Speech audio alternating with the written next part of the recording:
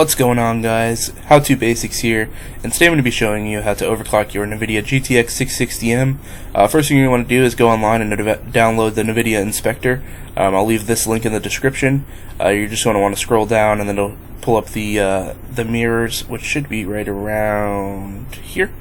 So just go ahead and press the mirror download, and then it'll download after 5 seconds. And if it doesn't, then you can just go back and re-download on the page.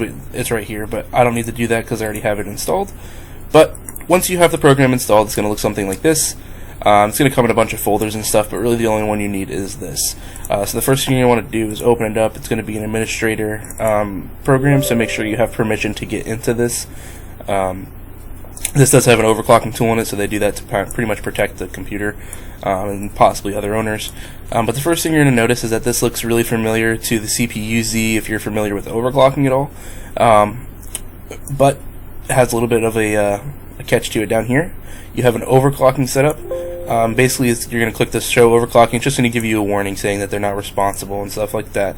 But this is what it's going to look like when you guys get it. You probably just saw that I have it had it overclocked a little bit.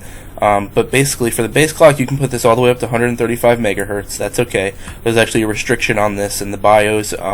That's why it only goes up to 135 megahertz boost.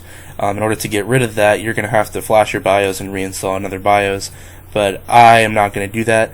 But as for your memory clock offset, I've noticed that 400 megahertz was the best clock with the least amount of issues. Actually, no issues to be exact. I've tried at 425, 450, 475, and 500 and had failures in all of them eventually.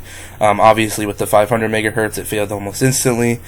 Same thing with the 475. I went down to 450. It worked okay for about 30 minutes, and it also failed halfway through the benchmark. Went down to 425 and it's still the same thing. It lasted a little bit longer but not much. I put it on 400 and ran an overnight benchmark and stress test with no issues. So this is the way to go right here. So once you put your base clock at 135 megahertz boost and your clock offset at 400 megahertz boost, you're going to go ahead and take a look over here, right where my mouse is at, and you're going to see that your GPU clock is 835, 2500 megahertz memory, and a 950 megahertz boost. What you're going to want to do is apply your clocks and voltages after you do the overclock, and you can see that your GPU speed actually increases. Obviously this is an overclock program, so that's what you should see. But this program is extremely simple to use. Another program I'd recommend downloading is going to be GPU-Z, which I will also leave a link in the description for as well. It's very similar to the CPU-Z, as you can see. I actually got the Asus ROG because I have the Asus ROG laptop, so I figured it would match the theme.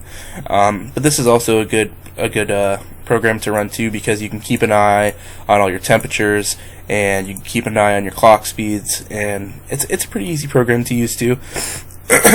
But that's it for this video, guys. If you want more videos like this, I might do a overclocking tutorial on my Intel i5.